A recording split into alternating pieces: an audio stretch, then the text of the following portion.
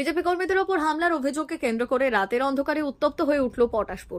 অভিযুক্তের গ্রেফতারের দাবিতে পটাশপুর থানার সামনে দীর্ঘক্ষণ ধর্নায় বসলেন বিজেপি প্রার্থী তপন মাইতি ও দলীয় নেতা কর্মীরা।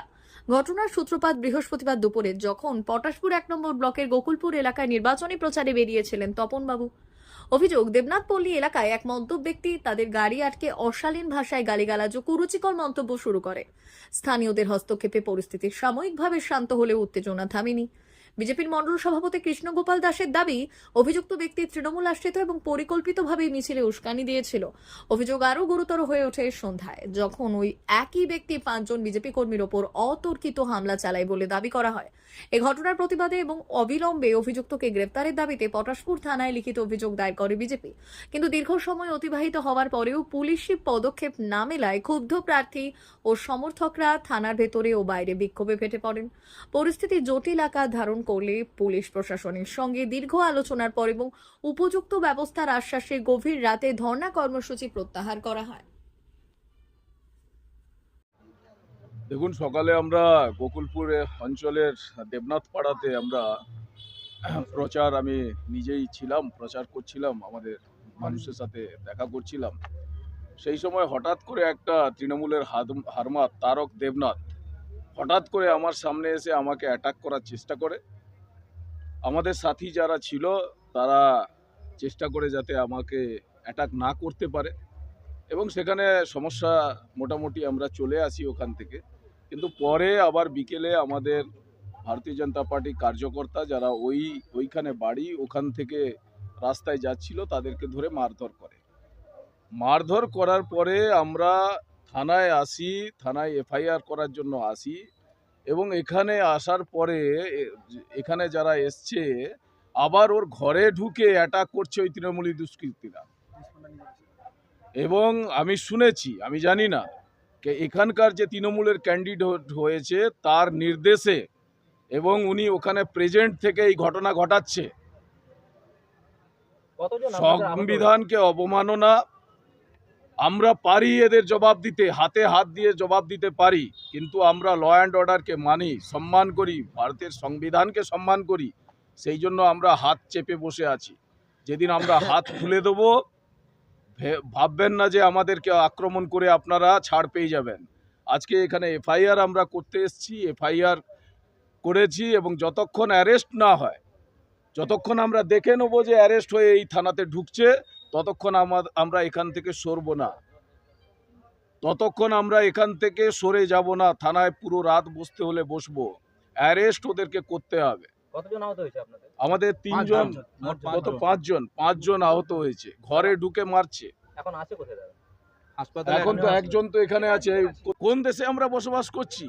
মমতা ব্যানার্জি, আপনি দেখুন, আপনাদের হারমাতদের আপনাদের পুলিশ দিয়ে অ্যারেস্ট করাবেন না? প্রার্থীকে অ্যাটাক করবে?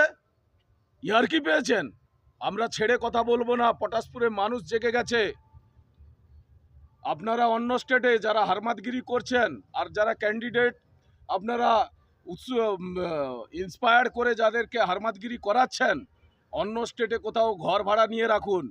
সময় আপনাদের ঘনিয়ে এসছে, থাকা দরকার। কি বলছে বহিরাগত? উনাদের এখানকার ক্যান্ডিডেট কোথায় গেছে? কোথায় গেছে? রামনগর বিধানসভার অখিলগিরি কোথাকার? ওদের নিজেদের কর্মীরা বহিরাগত চিল্লাচ্ছে। লজ্জা করে না এসব কথা বলতে? আর আমি তো ভারতের ইন্ডিয়ান আর্মি, আমাদের পুরো ভারতবর্ষে আমরা সব জায়গায় যাই, ঘুরি। আমাদের জন্য ওই সার্টিফিকেট লাগে না, এখানকার লোক আমি, ওখানকার লোক আমি। ওই বহিরাগতর কোনো সার্টিফিকেট প্রয়োজন হয় না, আপনাদের প্রয়োজন হবে। নবম শিক্ষাবর্ষে ভর্তি চলছে পণ্ডিত ঈশ্বরচন্দ্র বিদ্যাসাগর মিশন স্কুল, ফুলকেরিয়া, ঠাকুরচক, পশ্চিম মেদিনীপুর। আমাদের বিদ্যালয়ের প্রধান বৈশিষ্ট্য শিশু কেন্দ্রিক পঠন পাঠন সহ সিবিএসই সিলেবাসে পাঠদান। ছেলে মেয়ে উভয়ের জন্য নার্সারি থেকে 6ষ্ঠ শ্রেণী পর্যন্ত স্মার্ট ক্লাসের মাধ্যমে বিশেষ প্রশিক্ষণ দেওয়া হয়। সিসিটিভি নজরদারি সহ পরিবেশ বান্ধব ক্যাম্পাস, পরিবহনের সুব্যবস্থা, ন্যূনতম ফি কাঠামোয় লাইব্রেরি ও ল্যাবরেটরির সুবিধে, সহপাঠ্যক্রম কার্যক্রম, আবৃত্তি, নাচ, গান, অঙ্কন, যথাযথ স্বাস্থ্যবিধি ও নিরাপদ পানীয় জলের ব্যবস্থা। এছাড়াও আউটডোর গেমসের জন্য বিশাল খেলার মাঠ রয়েছে। সুদক্ষ শিক্ষক দ্বারা শিক্ষা প্রদান। বিশদ জানতে ও ভর্তির জন্য যোগাযোগ করুন 9564251968 অথবা 7586030299। এছাড়াও 7001060338 অথবা 9434119496। रहता है वो अब हमको इसमें डिवाइस में दिखाते हैं, जिससे ये डिटेक्ट करता है एंड जो भी मॉडल रहता है वो लोड हो जाता है इसमें ना। उसके बाद ये एनिमेशन करेगा, इसको हम अपने हिसाब से एडजस्ट भी कर सकते हैं।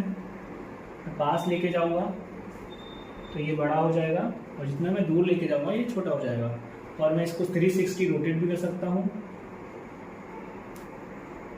हर एक एंगल से मैं इसको दिखा भी सकता हूँ। देखिए, देन इसके बाद हमको इसके डिटेल्स के बारे में जानना है तो मैं मैजिक कार्ड दिखाऊंगा।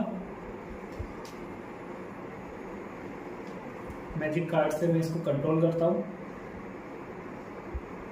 इसको सेंटर में रखा, ये